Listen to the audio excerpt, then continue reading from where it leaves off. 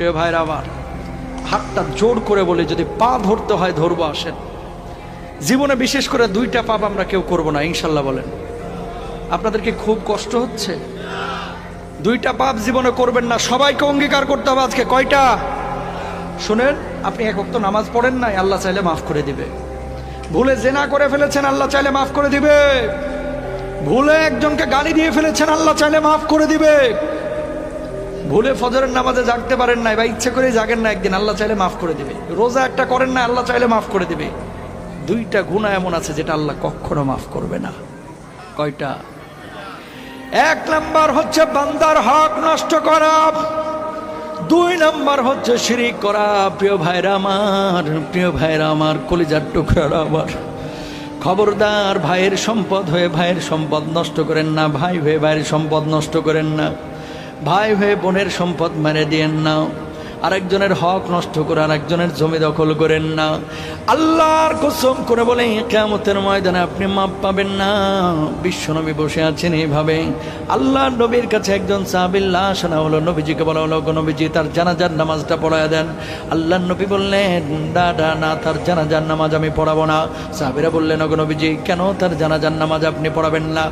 রাহমাতুল লিল আলামিন বিশ্বনবী সাল্লাল্লাহু আলাইহি ওয়াসাল্লাম বললেন, ওই ব্যক্তি ছিল ঋণগ্রস্ত, ঋণ পরিশোধ করে নাই, এই কারণে আমি নবী তার জানাজার নামাজ পড়াবো না। বলুন আল্লাহু আকবার।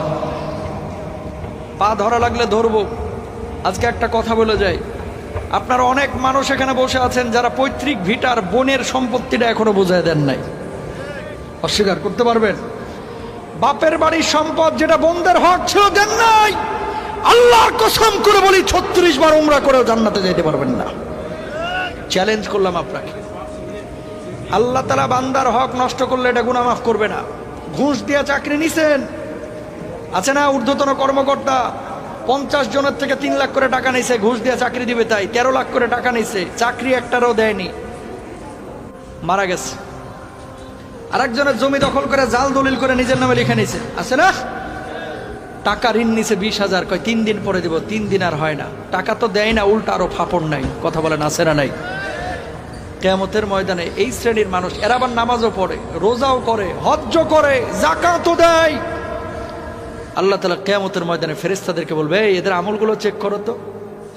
ফেরেশতারা তখন বলবে, আল্লাহ, এই মানুষগুলো নামাজ পড়েছে, রোজা করেছে, হজ করেছে, যাকাত দিয়েছে, কিন্তু বান্দার হক নষ্ট করেছে। আল্লাহ কি ফয়সালা হবে? আল্লাহ রাব্বুল আলামিন তখন বলবে, ফেরেশতারা রে, ওদের যে আমলগুলো আছে আমলগুলো কেটে কেটে এখন পাওনাদারদের পাওনা মিটিয়ে দাও। যখন পাওনাদারদের পাওনা মিটিয়ে দেওয়া হবে, আমার আল্লাহ রাব্বুল আলামিন তখন ফেরেশতাদেরকে বলবে, এখন আমলের কি অবস্থা? ফেরেশতারা তখন বলবে, আল্লাহ, এই মানুষগুলোর জান্নাতে যাওয়ার জন্য যথাযথ আর আমল নাই, আমলের পাল্লাটা শূন্য হয়ে গেছে। আল্লাহ রাব্বুল আলামিন তখন বলবে, যত বড় হাজি হোক, নামাজি হোক, শিকলে বেঁধে বেঁধে এই মানুষগুলোকে জাহান্নামে নিক্ষেপ করো। বলুন নাউযুবিল্লাহ।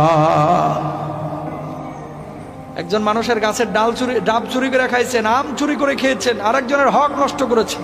করেন না ভাই? আরে কয়দিনের দুনিয়া?